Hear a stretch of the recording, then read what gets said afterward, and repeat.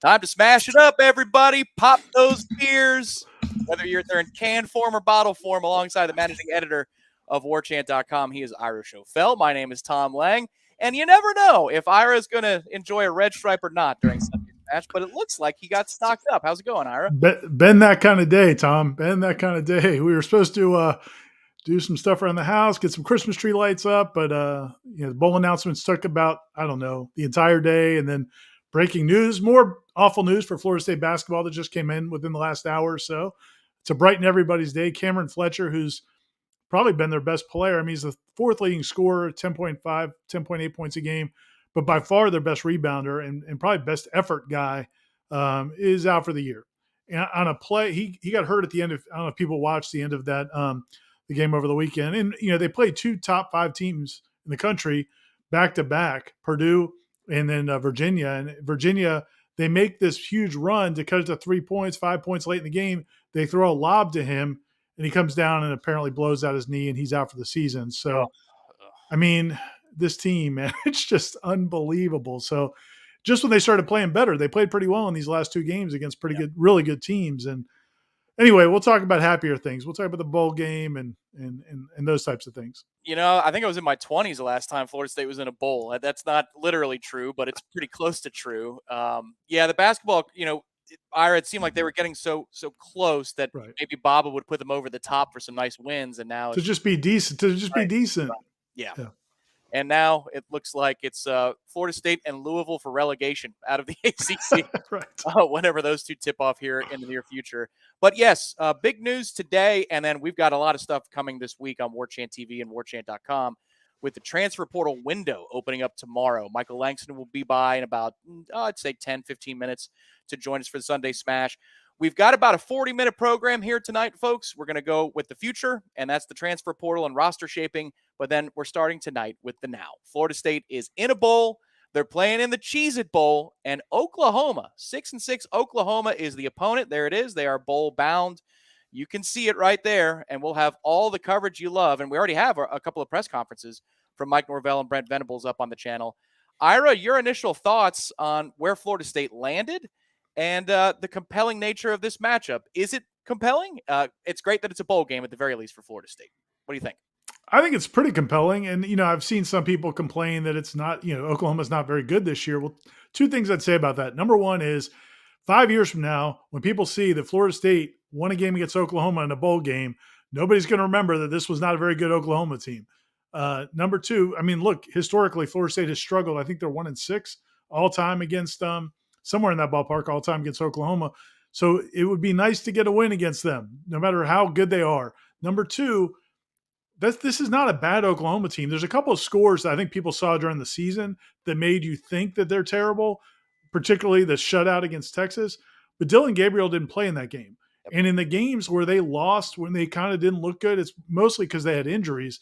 I think they're going to be without some guys in this bowl game. Both their starting offensive tackles are not going to play. They've opted out. And their stud running back and a defensive lineman with 4 sacks. But we also don't know yet if everybody's going to be playing for Florida State. We think most of them are, maybe all of them are, but they've already had some guys opt out. So my point is, Dylan Gabriel is one of the top. I mean, he's a big time player. He's passed for almost 3,000 yards this year, 24 touchdowns, 5 interceptions, I believe. They've got some weapons, and I'm sure it's not like they don't have anybody on the bench on the offensive line. I'm sure they'll have guys that can play. So I just think it's going to be a fun game, man. I just think and it's an opportunity to win against a team that has a big name, and you're getting to play in the state of Florida, which will be good for recruiting. To me, it's everything good. I don't have any. Of course, as a Miami guy, Tom, I wanted the Orange Bowl, but that would require Clemson getting to the playoff, and I know a lot of people didn't like that option. Yeah, I would have been good with ReliaQuest because I could have gone and home across the bay in Palm Harbor and Clearwater, and that would have been fun. But this is, Ira, an opportunity for 10 wins, and whoever the hell it is, get to those 10 wins. And Nunu, thank you. Welcome to the Warchant TV family. I don't know that I've ever seen you before in the chat, but Nunu says, I hope we smack Oklahoma. Well, there's a good chance if the trenches are going to be fundamentally different with both Sooner offensive tackles opting out of the game, and then Oklahoma gives up a boatload of yards on the ground each game. So for Florida State, I'll set the early over-under, Ira, if all 5 starting offensive linemen for Florida State are available, choose to play in this game. I'd set the over under 275 yards of rushing. This is going to be one of those straight ahead ground and pound type games. And when you start talking about it that way and getting into the breakdown, that's when the juices start flowing. That, all right, you get another chance to watch this team that's so fun to watch. Hey, and if you're Trey Benson or Trayshawn Ward who's contemplating your future, Yeah. hey, man, there's an opportunity to line up against that Oklahoma defense. That wouldn't be a bad thing. And so, we'll see. I think we'll get some announcements here in the near future. There's a lot of optimism that most of those guys who have decisions to make, the vast majority, it sounds like, are probably going to be likely to stay at Florida State. We'll see how that goes. But the way Florida State's run the ball this season, the last 7 games, over 200 yards a game. Yeah, you got to love that matchup for sure. Well, Michael will be joining us in a little bit, but we get to put, the hat on that Michael Langston and Warchant, recruiting staff like Austin Cox have worn for a long time, Ira, which is the hat of paranoia. Like, recruiting season down the stretch, recruiting season in general is the land of paranoia. Signing day, early signing day is like, is this kid in the 11th hour going to change his mind? Is he going to stay? Is he going to go? Well, now with the way that roster construction is in the transfer portal, on the team side of the operation, we have to do that as well. And so that's what we're, going to go through this week for everybody at Warchant TV and warchant.com is we have basically shifts of if there's any breaking news, tune right in here. Subscribe to Warchant TV. It's absolutely free. Hit the like button underneath the video. It helps us find more FSU fans. And then, of course, Ira, join warchant.com. It's just $10 through August 31st of next year. Gets you all the way through camp on the precipice of Florida State and LSU. So it's just kind of a wild, unpredictable time. December is now a completely different month on the college football calendar than it was, say, even 3 or 4 years ago. Yeah, it really is, and it's just cool again for Florida State to be involved in this. I mean, again, it's been 3 years since they've been to a bowl game. The championship Saturday weekends haven't been any relevance to Florida State. The college football playoff rankings haven't been any relevance to Florida State. Yeah. Now they're number 13 in the country. Of course, it would have been a tough day if the 12-team playoff had been enacted and Florida State checked in at number 13 in the country. But, man, it's just cool we're part of these conversations again. And it's like, midway through the season when they start getting ranked in the poll again, it's like, oh, okay. You don't have to, we can't just ignore the polls. We can't just ignore bowl season. Florida State's in it. And I think, man, again, I think the Jordan Travis, Dylan Gabriel matchup, I think it's going to be a pretty sexy matchup as far as bowls go. And so I think there's going to be some excitement about this game. And Florida State, people are talking about Florida State again. Like if you watch college football on ESPN or Fox or wherever, they're talking about Florida State again. So this is another opportunity, as you said, get 10 wins and get them talking good about you all off season. We've always had the debate of whether or not a bowl win does anything for you for the next season. And it probably doesn't, especially in this era. But it does give people reasons to talk positively about you if you're coming off a 10-win season. So there's a lot on the line, right? Yeah, just put on your hat for the alternate universe, Ira. Could you imagine? And I know it doesn't, because you have a group of 5 that would get an automatic bid into the playoffs, so it might cut off a little bit differently. Yeah. But could you imagine this weekend watching on Friday night and then Utah pulls away late and lays the wood to USC and you're like, oh my God, all right.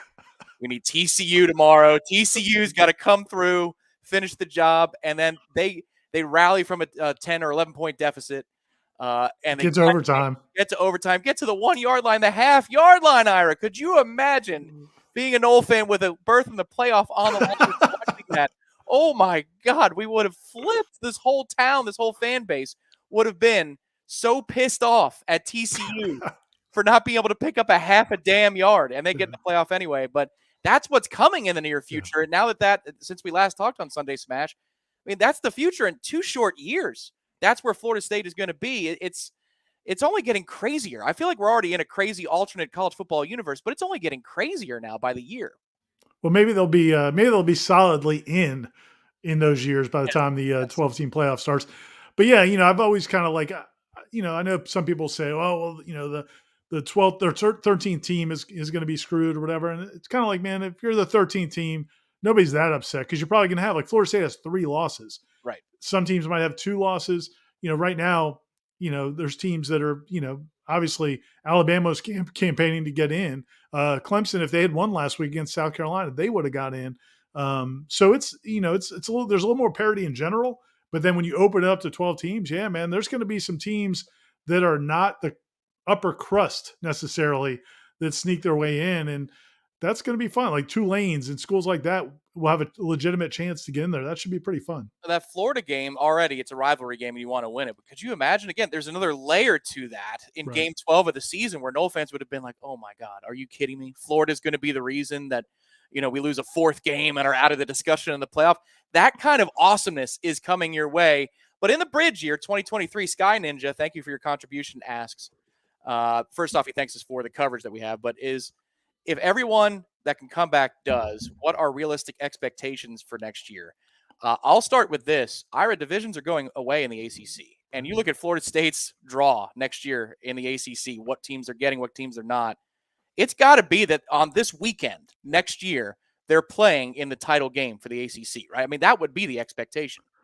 Yeah, I heard you talking about that on the Jeff Cameron show, the wildly popular Jeff Cameron show the other day. I hadn't really looked at it. I mean, I knew that the divisions were going away, but I really hadn't looked at the schedule that Florida State has for really it's come out their first year of divisionless football, which, again, I was ignorant to the fact that the schedule was even out a couple weeks ago, but so I obviously hadn't looked at it much. But yeah, man, it sets up really, really nicely. There's going to be a couple of tough games. You're going to have to go to Clemson, and there's going to be some challenging games. But man, yeah, if you don't have to worry about divisions, again, like this weekend was a perfect example. Where the best of the coastal North Carolina just gets bitch slapped by Clemson, whereas I think there's several schools in the Atlantic that took Clemson down to the wire, including Florida State, and so. Yeah, man, I'm really looking forward to that. And if those guys all come back to the question from Sky Ninja, I think Florida State may be the favorite. And now the one caveat there is Clemson found a quarterback, and he's been sitting on their bench the whole time. And I think we've all been enjoying the fact that they weren't moving on from DJ, but now they have moved on from DJ, and their quarterback situation looks a little more daunting. I forget what movie it was, but it's all the animals. Maybe it's Zootopia, and they've got the sloths in the DMV. That is Dabo when it comes to making a change at quarterback. It happened with Deshaun Watson. It happened with Trevor Lawrence and Kelly Bryant, and it happens again. That fan base must be like, yeah, thanks. We're going to Miami. Yeah, thanks, Dabo. Great. You couldn't have done that after his 20th incompletion against South Carolina? He completed 8 passes against South Carolina. Jesus, Dabo, thanks a whole heap. We would have skated into the playoff. Thank you, Derek Neal. Actually, legitimately, thank you. We sacrificed our basketball team to the football gods. Everybody believes that there's an inverse proportionality of success between those two major programs, Ira. If that's the working theory, then Florida State is going to win the national championship next year, because the over-under right now before Bob Miller comes back has to be maybe 1.5 wins between they do it the time he comes back. I was going to say, yeah, between now and the time he comes back, yeah, that might be about right. Yeah, I mean, that theory started when basketball started doing well, and everybody's like, oh, that's great. We got a good basketball team. But why did the football team have to go off a cliff for that to happen? Well, now all of a sudden football wins 9 games and basketball is doing what basketball is doing. So maybe there's some way they'll all be on the same page next year, but it doesn't look like it. It's not lost on me, Ira, that Sunday Ira is fun, Ira, because bitch slapped is a word I've never heard you use on any form of the radio or Seminole headlines or except for Sunday nights. Don Ira is in the house, but we only have him for a couple more minutes because we're going to preview the transfer portal and the anarchy to come with the transfer portal around college football. The window opens tomorrow. Michael Langston will join us in just a moment. But Ira, your thoughts on what's going to be a crazy novel time in college football? We've never had a defined window like we now do. What do you expect in the week ahead? Maybe not just for Florida State, but for the game. And are you going to sleep at all over the next week? Are you going to have your phone on alert? Are you allowed to put do not disturb on your phone? Or is it going to be like the red phone that used to be in the president's office? Yeah, I think it's going to be I think it's mostly going to – I think this whole process is going to be overall good for Florida State. I really do. And if you think about the last 2 years, it's been very positive for Florida State. Even when guys – they haven't – they've lost some guys that they wanted to keep. I don't think anybody was excited to lose DJ Matthews, or there's some talented players like Corey Durden. And they lost some good players. But for the most part, they were really did much better in the portal in the incoming than in the outgoing. And I think that's going to be the case again this year, even though I don't think it's going to be huge numbers. And I know Michael's going to talk about that specifically, but I don't think, they're not going out to get a huge recruiting class in the portal, but I do think they're going to do well and get a higher caliber of player. And I think the players that you want to keep, I think most of them, it sounds like a lot of them are going to stay. And I think most of them are going to stay. And so that's great news. And so, we'll see how it all plays out. And there's a lot of factors at play. There's some guys considering their NFL options and other options at other schools. But I really think that because of the success they had this year, I think these guys want to run it back. I think these guys want to see what they can do next year. And I think there's a lot of confidence that they can have a big year. So I think it's going to be a positive experience. I know people are going to be on the edge of their seats, and Florida State's going to lose some players, I'm sure. But I think overall, I think Florida State fans are going to be really happy with the end of this process. It's been a long day for the managing editor of Warchant.com. He is Ira Schofel. He'll have us covered head to toe on Warchant and Warchant TV as the transfer portal window opens. Allow the man some time to have a red stripe, will you, everybody? Hey, can I pimp a couple things pimp coming away. up? So, yeah, stay tuned to Warchant.com, Warchant TV for all the coverage. Tom will tell you that again later. I've got a cool video coming up that producer Ben, has helped us with. It's going to be up on the site maybe tomorrow or the next day and up on Warchant TV. So check it out. It's basically the legend of the Gatorhead. You saw it when Florida State beat Florida last week, and all the players break out the Gatorhead and parade it around.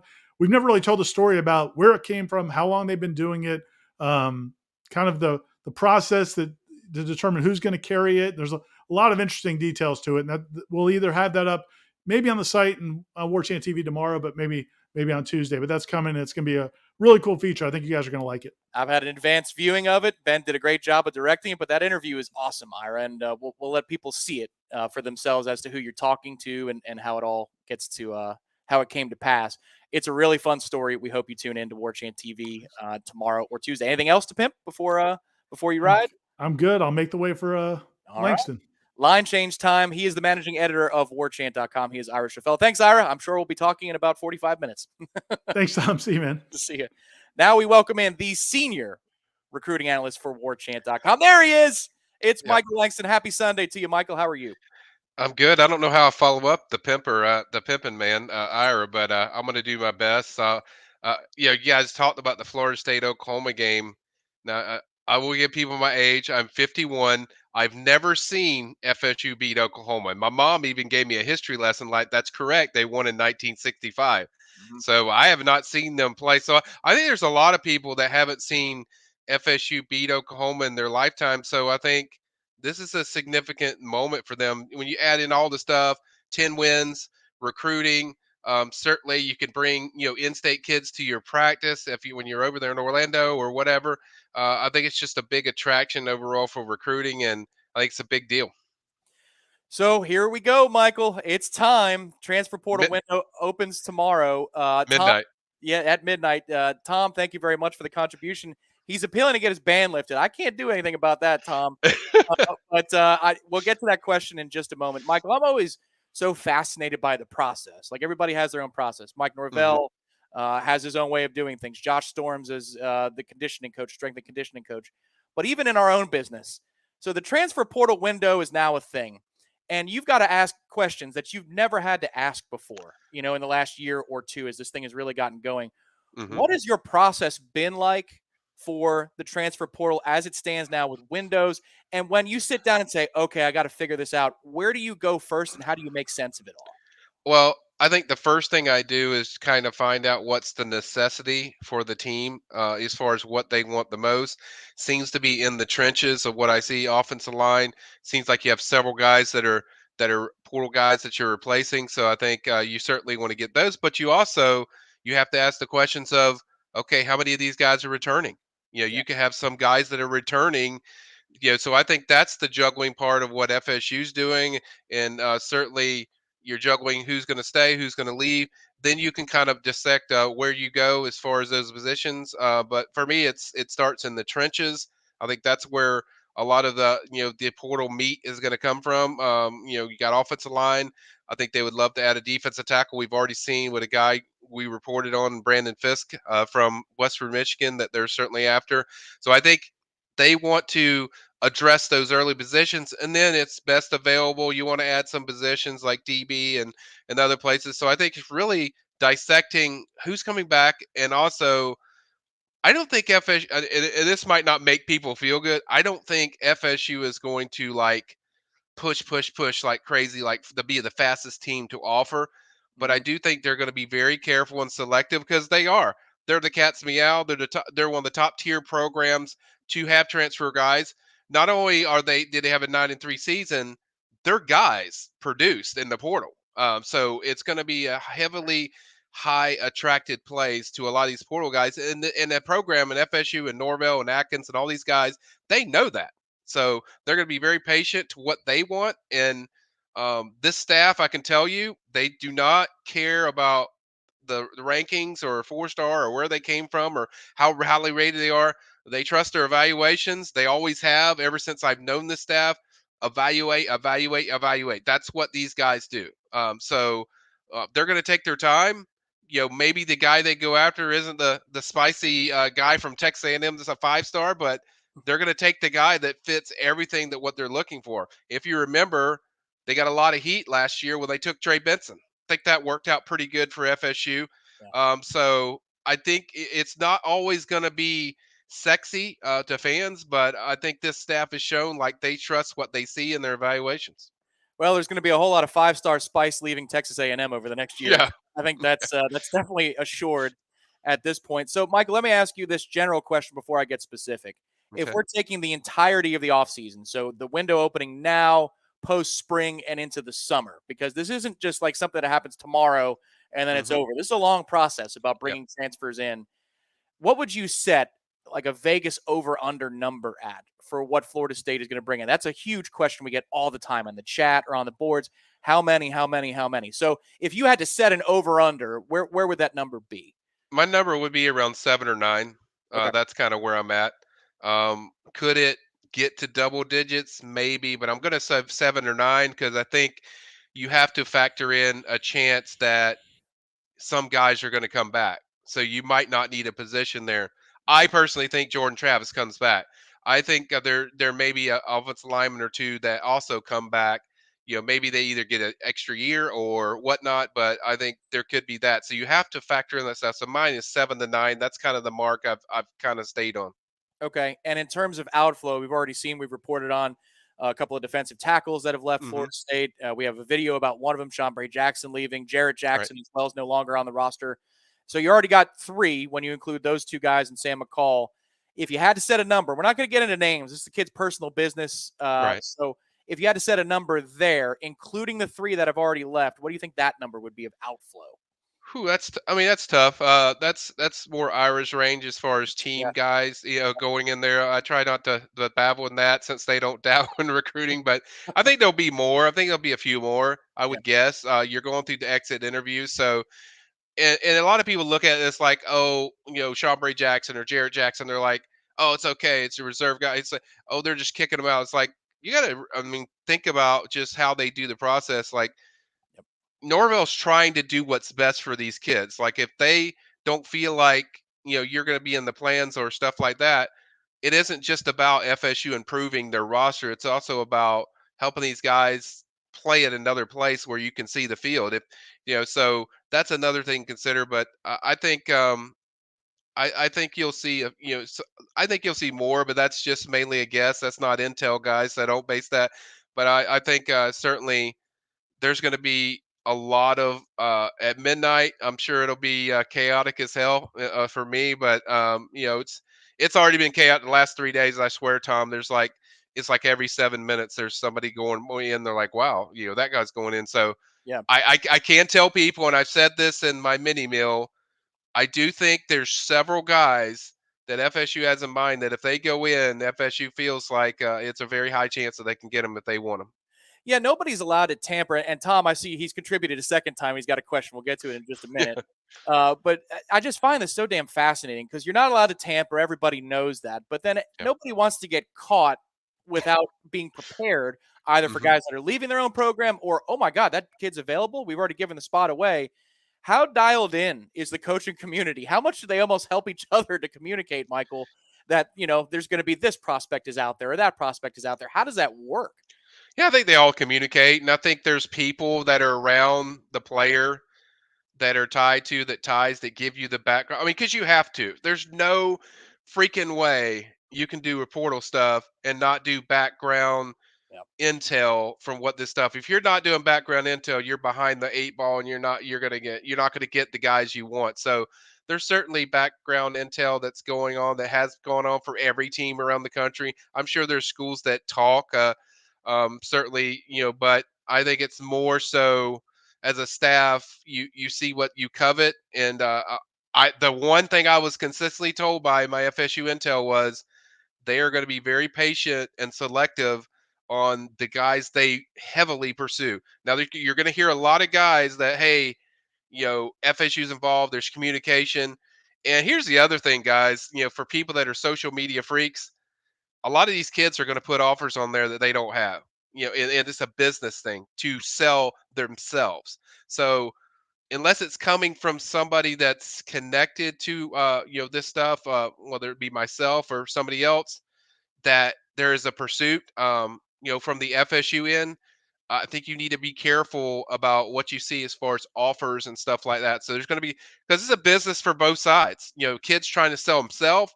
So, and I don't think that lessens what they are. I don't think coaches look at that like, oh, I'm never going to go after that guy because he put an offer that we haven't really offered. But I just think it's about selling and pitching yourself, and it's a business. So to the nearly 525 of you that are watching right now on Sunday Smash, hit the like button underneath this video. Subscribe to our channel. We very much appreciate your support. A couple of people to thank real quick. Jim, who said with his contribution, Miami is out and Florida kicks off the bowl season a full 2 weeks before Florida State. Love it. Thank you, Jim. We also love that as well. If Florida State ever wanted to have a bowl tie in Las Vegas, though, I'd be okay with the ACC sending teams out to Vegas. Tom asks, all right, here we go. He's asked twice. Okay. So, Travis Hunter, Michael, the floor is yours. Yeah, over and under. I thought I would get that. Like on the message board, somebody was asking me how many times you think. I think it'll be up to, 200 times the first day. So I expected to get Travis Hunter stuff. I don't know. I mean, here's the thing. I was told, like, beginning of the year, they're like, there's no way if Travis Hunter leaves and goes to the portal that they won't pursue because what he did and everything. Then as the season went on, it was kind of like that slowly started like, you know what? They might. So I think if Travis doesn't go to Colorado, I think there's a very real chance that you could see a pursuit. The two teams I had heard was FSU and SC, which is in South Carolina. If there was a pursuit, so those were the teams I had heard that if he doesn't follow Dion to Colorado, and we'll just have to kind of wait and see. And then there's also Kevin Coleman, who FSU was heavily involved with. That was at Jackson State. I've heard those guys might be tied together with Hunter and Coleman, so we'll see if that happens. But I think the main thing is just we got to see first what Travis does as far as in regards to Colorado. It's not exactly a destination place as far as recruits overall usually, but Dion's charismatic, and you never know. He's going to get some top recruits. He's already got one from the 2025 class in Winston Watkins. So he's sure he's going to get players. But as far as the Travis Hunter, that's kind of my feelings there. He wasn't going to take that job without a lot of money committed for him to make things happen very quickly. And speaking of that, the DMD, the official DMD of Warchant TV, Z-Chan, thank you very much. Thank you. Z-Chan, always coming through for us, a true pillar. He says, Michael, what is the one thing that you are most excited about as we're on the precipice of the offseason? Because, and go ahead if you think it's about high school recruiting as well, because that's in 3 short weeks. I'm really excited. I mean, there's a few things I'm excited about. First of all, I mean, I'll get the stuff that doesn't really impact kind of the guys are pursuing yet. But I'm really excited about these dudes that are coming in for FSU. I mean, I am extremely excited about Hakeem Williams. I'm extremely excited about Dre Jacobs, Vandravius Jacobs, talented receiver from Bureau Beach, and I'm really excited about some of these other players like Blake Nicholson, Keldrick Falk, a top defensive end. I'm interested to see. You got guys in there that are already really good, that are proven guys, like the portal guys that they've gotten, and then there's guys that are developing like Patrick Payton.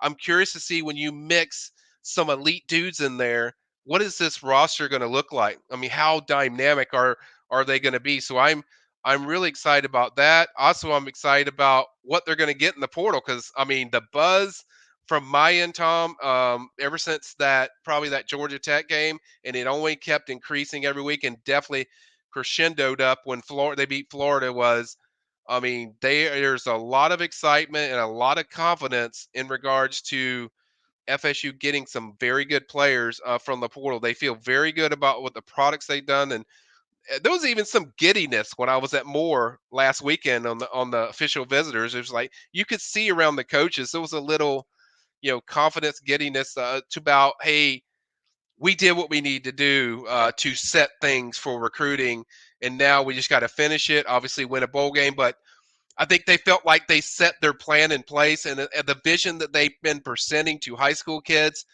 that's really going to resonate. And two, the portal kids having a big year like Trey Benson, Johnny Wilson, all these guys having great years, I think it's only going to solidify their progress. I don't think it could have gone that much better outside of not giving away the NC State game. I think everything else was just about as perfect as you could ask for FSU. Well, and they knew that this was a critical season. I mean, they're not stupid over there. They knew that this is, it's a seesaw, right? And it's like, which way is this thing going to teeter, one way Right. or the other?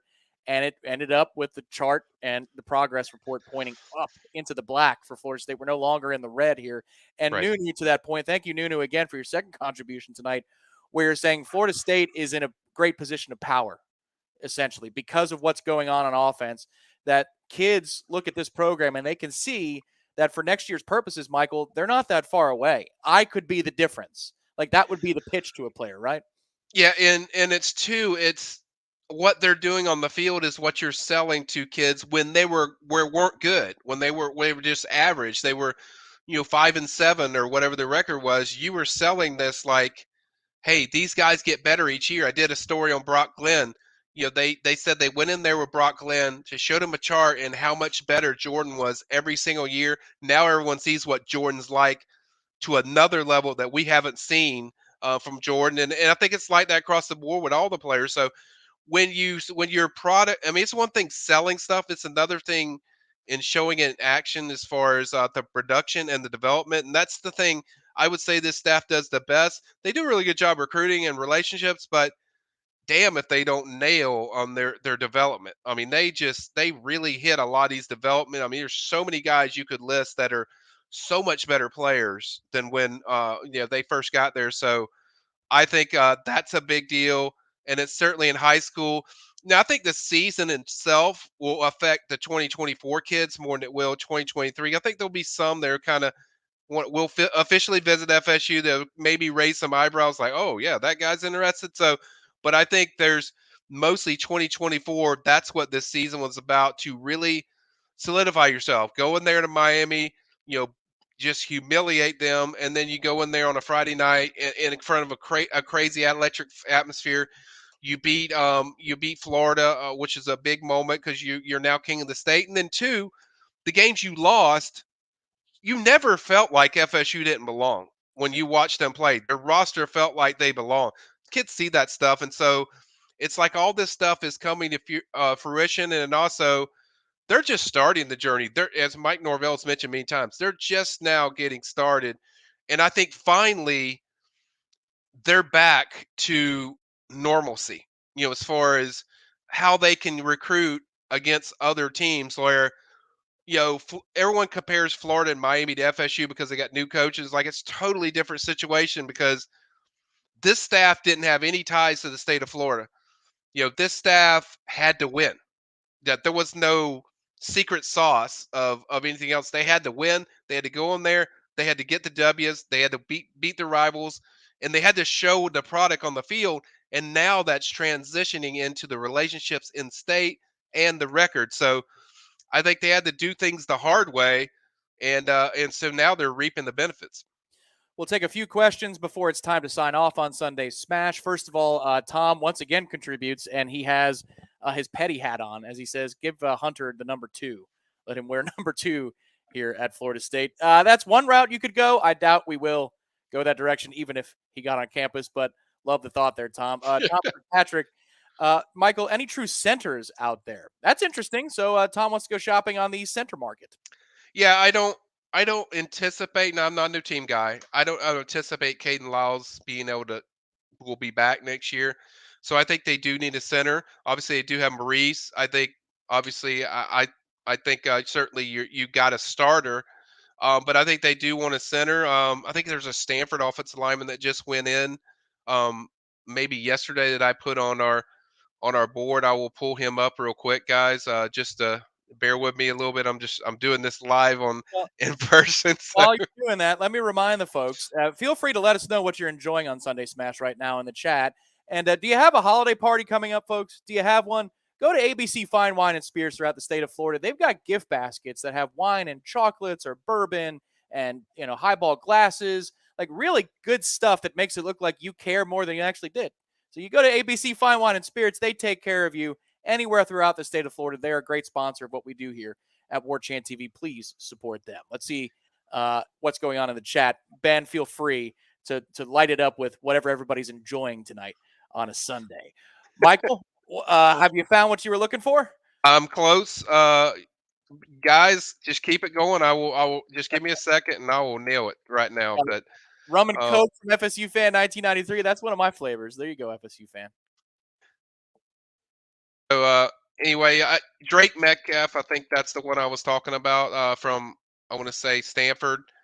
He's a guy that I know that they were focused on, or there could be focused on as far as the center position. They're not actually pursuing anybody. So if you're thinking there's an offensive lineman that they're already active with, or there's one they have their eye on, I don't think that's the case. But I do think that center from Stanford is a guy that could be to keep an eye on if I was picking one. Austin asks, any defensive backs available? I mean, There will that's go ahead. I was just going to say there will be. Is there one right now? No, I don't. And since there's one that they are targeting yet, as I said, it will frustrate fans because everyone wants to now. You see, they want bam, bam, bam. Let's get it in. Let's get it done. But there will be. I think DB will be an area that will be active with. Certainly, Sam McCall's no longer there, so you certainly want to add a guy. And then we saw last year they really loaded up on DB, even though it was a position that really wasn't like a desperate need as far as just other positions. But I definitely think there will be. Now, right now, it's kind of a wait and see who jumps in there and then who they kind of covet. Is that part of it too, Michael? Because I asked you the general question, about what you think the over-under is for the long game. But you got to preach patience here too, because it's not just this window. There are going to be other kids that are entering the portal after spring ball, and then other kids that are going to complete their degrees in the spring and make a move in the summer. The coaching staff is not trying to fill all this up before spring practice here in Tallahassee, are they? They're always going to keep a spot or two open for anything that develops late in this process. Yeah, they will, and people won't like that, but they're gonna be very patient. That's the best word I can use for FSU is patience, because that's what they're gonna do as far as the portal. I don't think you'll see them just be the first team to, just offer a kid. But if there's a guy they covet, they're gonna absolutely go hard after him, and you will be able to notice right away. Obviously, I will be reporting it, but you will be able to tell the guys they want and the guys they covet. And certainly, I think they need some safeties in this class. I think the safety room's a little bit thin, so I think that's a place they'll probably, add some guys. Obviously, you'll lose Jamie Robinson more than likely, so you certainly want to add some more dudes in there. And then, as we've seen, they consistently are always evaluating to get corners as well in this class. So I think it'll be a patient process, but it's, as you said, it's not a process that's going to be done in a week. It's going to be something that could go. Some of them could go later. Some of them could be quick. And I think last year was fairly, not that long. But I think this year's a little bit different because their perception of how they'll go after guys is a little bit different, because you can be more patient. You can be the priority team. You can be you don't have to go in there and maybe reach for a guy maybe they did, 1 or 2 years ago. I mean, I think there's several guys. I think a few guys they went in there and they got that didn't pan out, or compared to the level of, we always remember the Jarrett Verses and the Jermaine Johnsons and the Jamie Robinsons, but there's some in there that were from smaller schools that maybe they reached for a little bit on skill and fit, but I don't think they're going to have to do that this time around. So I think there's going to be a lot more selectiveness to what they do. Charles and Monique Williams on Facebook. I like the photo there, Charles and Monique. They asked about, what about the defensive back that says he has an offer transferring from Boston College? That was something that happened today, Michael, where I might have missed that one. Yeah, the kid's name escapes me, but I was going to ask, and we can move that forward, and you can look at it on the PRB tonight on Okay. Warchant.com. But are you aware of any offers to defensive backs right now that are legitimate? Because what you're saying earlier is an important point. Right. There are some kids that might say they have an offer in order to increase their own brand. Yeah. Go ahead and expand on that if you don't mind. Yeah, I will check on that. Obviously, if Charles Monique Williams has a name, then I will check on it. That will help me even more. But if you don't, I'll find out. I'll obviously check with FSU Intel on the defensive back recruiting and certainly see if there's that. But I think I will be a little bit surprised if there's an offer already. So we'll wait. I think the only offers I know of is Brandon Fiske from Western Michigan. Obviously, the tight end that they're going after, they're heavily pushing for, and Kyle Morlock. For those that have missed that, I did a mini mill on that. He was kind of one of my lead notes.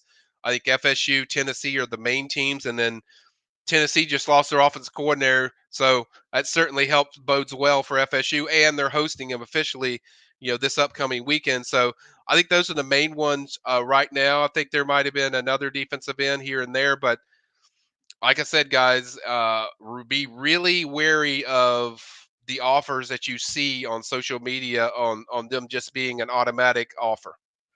So a couple more questions here before we sign off on Sunday Smash.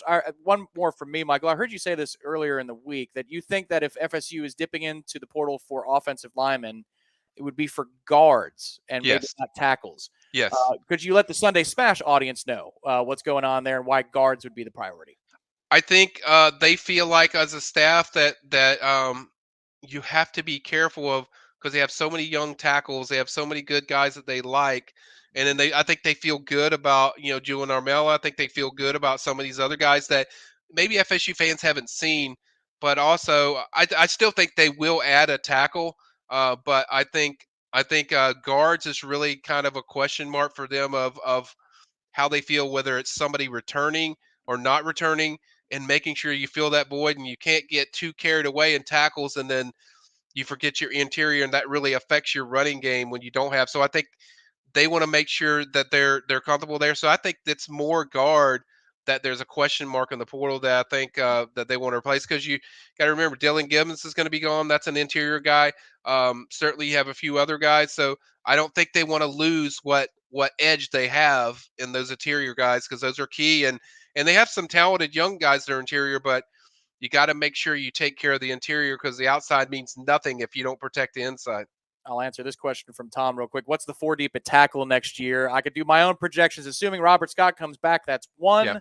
Bless Harris would be another. Right. Armella would be another. And then Right. I would guess, maybe if Jalen Early develops a little bit quicker or Daughtry Richardson, I still think the emergency use would be for Darius Washington to rotate in at tackle. And I've heard some really positive things on Jalen Early just from my FSU intel that I've gotten through practice all year. So I think that's a guy to kind of keep an eye on. And like I said, they have so many tackles, so I think they want to make sure they keep the interior. So that's kind of the reason behind the guard. All right. He hasn't put his name in the portal, but this is another guy that often appears on the boards or in the chat. Marvin Jones Jr.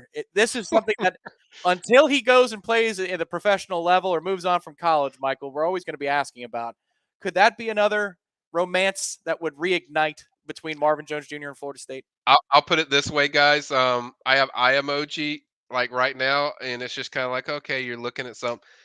If I saw Marvin Jones enter the portal, it would be DEFCON not 4 but 5 for me, because I think FSU would be the favorite.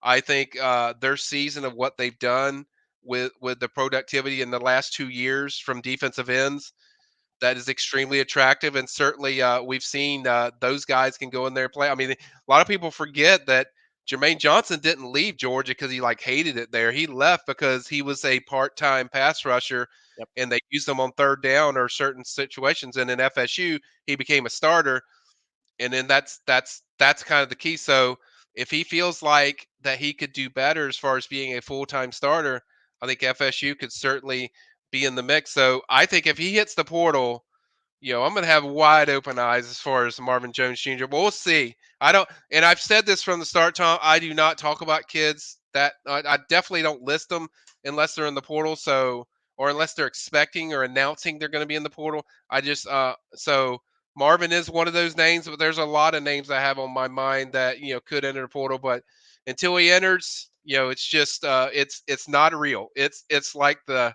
Bigfoot. It doesn't exist to me. So there you go, Carol. The answer is if you see that he's in the portal, get excited and hyped. Yeah. But until such time, just hang on. But that, yeah. Michael, that's human nature. If you have a legacy prospect who's a blue chipper, people are always going to be curious. And in this day and age, I mean, you thought the Destin Hill thing was nuts. People are going to be asking about other players on other rosters the entirety of their careers. That's just going to be the new normal here. Ira put on his pimp cap a little bit earlier, Michael, to talk about what was coming up on the team side. He's got a great video for those of you that are just tuning in. The story of the Gatorhead. This goes all the way back to the late 80s, actually, folks. I've got an advanced viewing. It's more than a 20-minute product. We're going to put it on the channel first, but then also be available on podcast form as well on Warchant. Really encourage you to look around tomorrow night or Tuesday morning for the release of that feature. It's an excellent job by Ira and produced by our own Ben here behind the scenes. But Michael, recruiting-wise, transfer portal-wise, it's going to be hot and heavy here in about 4 hours and 10 minutes as we hit midnight. What can folks expect at warchant.com and also from you just in general over the next week? Yeah, I think where most people they've seen kind of the transfer portal updates, I have to start a new thread because there's so much often, but we will obviously have that. And then anything when something pops, you can expect features. There's going to be more mills for people that saw the mini mill. We're going to do a lot more features. We're even going to do features on when we have a gauge of targets, even a hot board or something like that, something quick that we can do. And we're just going to keep it fresh where we'll do videos. I'll tape videos as far as if something's happened that day. I'll certainly break in and do a live or video or a recorded video to make sure I break down what's going each day. So it's going to be a daily thing, guys. It's going to be a portal. It's not something that, okay, I'll monitor it, can have it. No, it's going to be probably every day there. You might be something see on there that we'll have a feature on when it comes to transfer portal. Cause it's big. It's going to be big. And then you still have, I think the forgetting part of this is you still have 2 big recruiting weekends, December 9th, December 16th.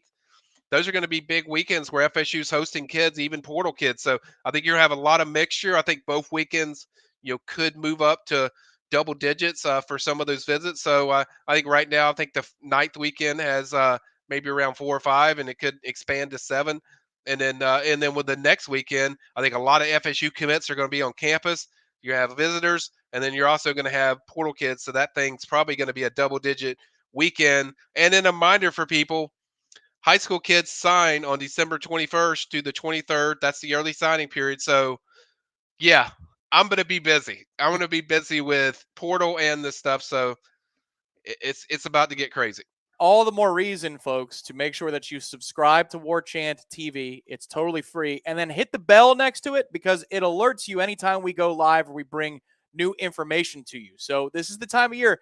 December used to be kind of a snoozer, folks. Not that long ago. It was bowl practices, a bowl game, and then maybe who's going to show up on campus the first week of classes in order to be an early enrollee. But that's in January. Now December is like this critical month. It's not just about the holiday season. It's about filling up your roster and making sure that you're not caught unawares about, losing key players at certain parts of your depth chart. So, Michael, let me close with one more little preview of those next couple of weeks and then a general recruiting question, not transfer portal question. Okay. If you're doing the math, they're now down to, is it 25 again that you can bring in year over year? So 20, it's no longer that exception where you had an extra, I think it was 7 places. Right. If 25 is the number, that means, if I'm doing my math right, you think that it's going to be somewhere between 16 or 18 kids in the high school portion of what Florida State is doing. Do I have that correct? Yeah, that's correct. Okay. So if you're going to get, say, 18, and Florida State is where now? Like in the mid-teens, how many more kids do you think Florida State, are they big game hunting for the remainder of the class, or are they going to fill it out with whatever they think is a good fit? And it might be a 3-star player. How do you think they want to round out their high school recruiting this year? Right. I think the high school, 4 or 5 is kind of what I'm looking at. And then you have several positions. They like to add another DB. They would like to add another linebacker if it's the right fit. Certainly, we know they would like to add another wide receiver, and then I think offensive line they only want like one or two more. So there's a few more additions. You add it all up, it's around 5 to 6, something like that. So I think that's kind of what they're circled. There's still some big game hunting. You got Ruben Bain out there. You got running back Cedric Baxter, 5-star. I think they're very involved there. Mike Norvell's going to see him. I think down the line, but I do as far as an in-home. I know FSU is going to be at Baxter's home next week, from what I was told, with David Johnson going to see him. So I think there's going to be a lot of guys. Ruben Bain, FSU is going to see him this week. Odell will be there. The next week, Norvell will be there. So big game hunting. It's not everything about the portal. It's going to be a mixture. I might have to do a portal 10 to watch and a portal 10 and a recruiting high school recruiting 10 to watch. So got a lot of stuff that we're going to juggle, but I think people forget about the high school. There's still some important targets out there, like Edwin Joseph, 4-star athlete from Chaminade. Ruben Bain. I know a guy put on there like, oh, there's no chance. They're still active with Bain, and Bain's still active with them. So until Bain commits and shows them the word, they're going to keep going. And so I think a lot of people keep forgetting that it isn't just portal kids and you're just finished. I think they're gonna have some talented high school kids that they want to get into this picture and finish it off. Is that Madonna Chaminade? Is that right? Yes, that's Yeah, correct. they're playing my CCC Marauders here Thursday night. Unfortunately, I think my Marauders are going to get tuned up, but that's okay. Loving CCC. Dylan Gibbons was from that area. That's where I went. Shout out to my Marauders for playing in the state championship game Thursday here in Tallahassee, and best of luck against Chaminade. Hopefully they come away with the win. But we've got more coverage about the best of Florida State on the team side and the recruiting side. That's what you can expect here on warchant.com and Warchant TV. He's the mad scientist behind the recruiting game. He's Michael Langston. He's going to be getting back to the lab. It's the premium recruiting board, warchant.com. $10 from now through August 31st. It's $10 for this week is worth, maybe a day, the next day, $10 is worth it to get to warchant.com. Michael, any final thoughts before we sign off for the evening?